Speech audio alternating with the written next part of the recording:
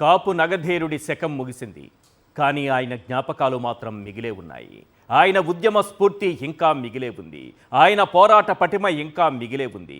కాపుల కోసం, వారి రిజర్వేషన్ల కోసం ఆయన చేసిన పోరాటం చరిత్ర మరిచిపోదు. పట్టుదల అంటే ముద్రగడ, త్యాగం అంటే ముద్రగడ, పోరాటం అంటే ముద్రగడ, ముక్కుసూటితనం అంటే ముద్రగడ. అది ఒక పేరు మాత్రమే కాదు, అది ఒక ప్రేరణ. ఆయన సాధారణ వ్యక్తి కాదు, ఒక ఉద్యమ స్ఫూర్తి. తరాలు మారినా చిరస్థాయిగా నిలిచే చెరగని తరగని రాజకీయ ముద్ర. కాకినాడ జిల్లా కెల్లంపూడిలో వైఎస్ఆర్సీపీ సీనియర్ నేత ముద్రగడ పద్మనాభం అంత్యక్రియలు ముగిశాయి. అంత గొప్ప నాయకుడికి అంత గొప్పగానే వైఎస్ జగన్ నివాళులర్పించారు. ముద్రగడ ఆఖరి మజిలీలో పాడెమోసి ఆయనపై తనకున్నటువంటి అపారమైనటువంటి గౌరవాన్ని చాటుకున్నారు. ముద్రగడ పద్మనాభానికి ఈ ప్రభుత్వం అధికారిక లాంఛనాలతో అంత్యక్రియలు జరుపుతామని ప్రకటించింది. కానీ ఆయన కుటుంబ సభ్యులు వద్దని తిరస్కరించారు. ఎందుకో తెలుసా? నాటి నుంచి నేటి వరకు ఈ చంద్రబాబు ప్రభుత్వం ఆ కుటుంబాన్ని ఎన్ని విధాలుగా ఇబ్బందులకు గురి చేసిందో వాళ్ళు ఇంకా మర్చిపోలేదు.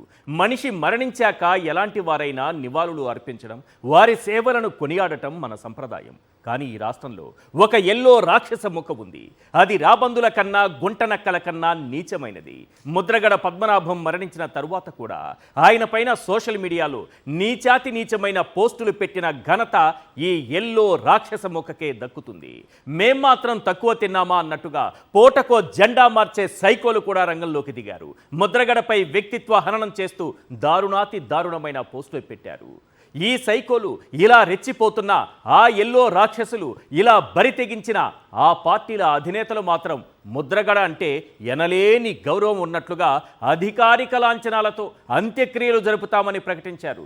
దీన్నే నోటితో పొగిడి నొసటితో వెక్కిరించడం అంటారు. ఒకసారి ఆ రాక్షస సైకోలు పెట్టినటువంటి పోస్టులు స్క్రీన్ పైన చూద్దాం.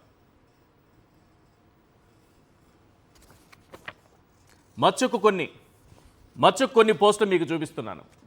ఇది ఈరోజు ఎల్లో సైకోలు, పూటకో జెండా మార్చే సైకోలు పెట్టినటువంటి పోస్టులు. ఒక వ్యక్తి మరణించాక వారి సేవలను కొనియాడుతూ వారిని గుర్తుంచుకోవడం, జ్ఞప్తికి తెచ్చుకోవడం మన సంప్రదాయం. ఆ సంప్రదాయాన్ని కూడా ఈ ఎల్లో రాక్షస మోక సంప్రదాయాల్ని కూడా చంపేస్తుంది. వాళ్ళు పెట్టినటువంటి పోస్టులు చూడండి. తుని రైలు కాల్చిన ఘటనలో A1 ముద్దాయి చచ్చాడు. ఎంతటి సైకోయిజం ఉండాలి! ఏ స్థాయిలో పేమెంట్ అంది ఉండాలి! ఏ స్థాయిలో వెనక నుంచి మన అధినేతలు ప్రోత్సహించి ఉండాలి! ఈ మాత్రం పెట్టాలంటే ఆ మాత్రం ప్రోత్సాహం తప్పనిసరిగా ఉంటుంది.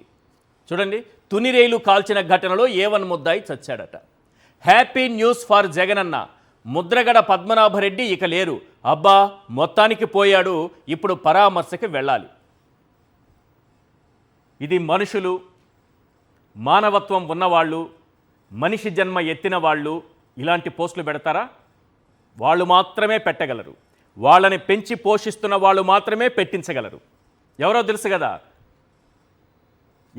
కదా ఈ పోస్టులు పెట్టించేది. వాళ్ళే చెప్తారు. మళ్ళీ టాస్క్ ఫోర్స్ ఏర్పాటు చేస్తున్నాం, సోషల్ మీడియాలో ఎవరు ప్రభుత్వానికి వ్యతిరేకంగా ఒక్క పోస్టు పెట్టినా భరించేది లేదు, సహించేది లేదు, ఊరుకునేది లేదు, తీసుకెళ్లి జైల్లో తోసేస్తామని.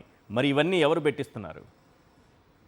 ఈ ఎల్లో రాక్షస సైకోలతో ఈ పోస్టులు ఎవరు పెట్టిస్తున్నారో గమనించండి.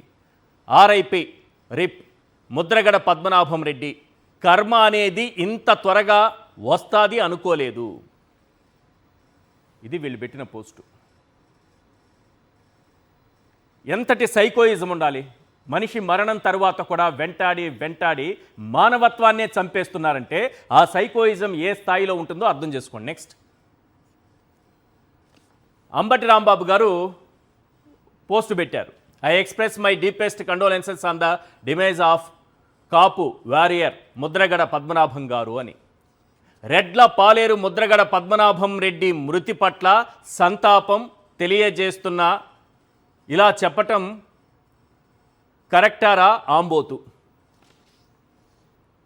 ఇది ఎవరో పెట్టారు పోస్టు. ఇతను ఎవరో ఇంటి రమేష్ ఏదో ఉంది పేరు, రామేశ్వర్ అంట. ముద్రగడ పద్మనాభం గారు సంతాపం ప్రకటించి పోస్టు పెడితే దాని కింద అతను పెట్టినటువంటి కామెంట్.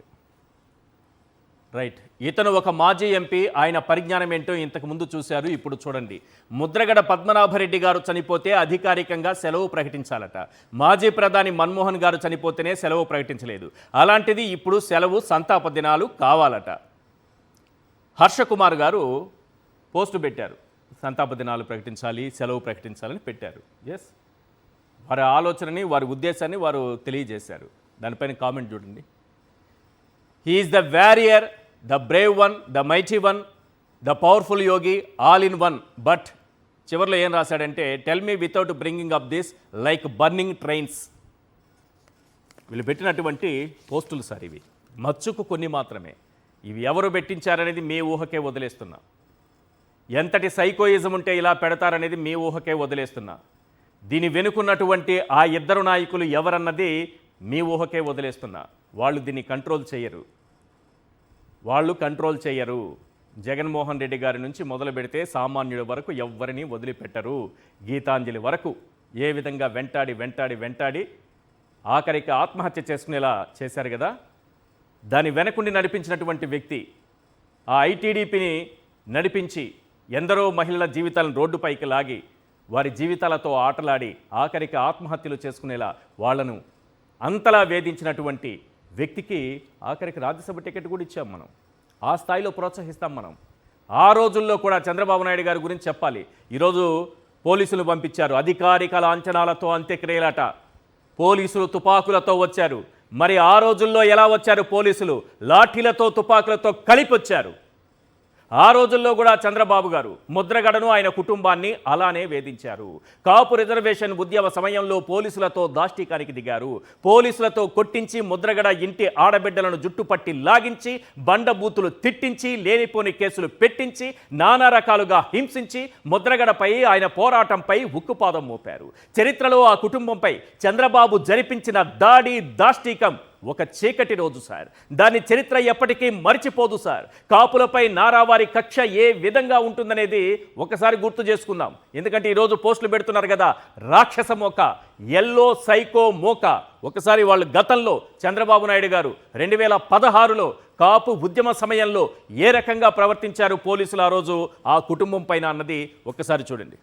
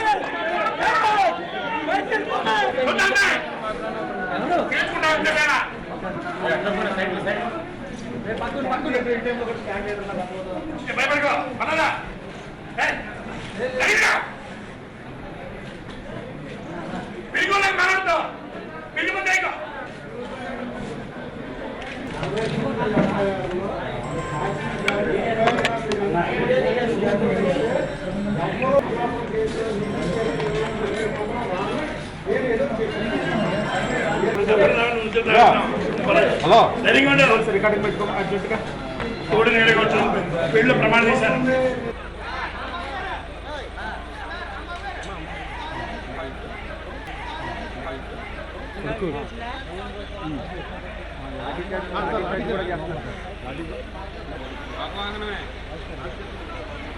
ఆల్మిస్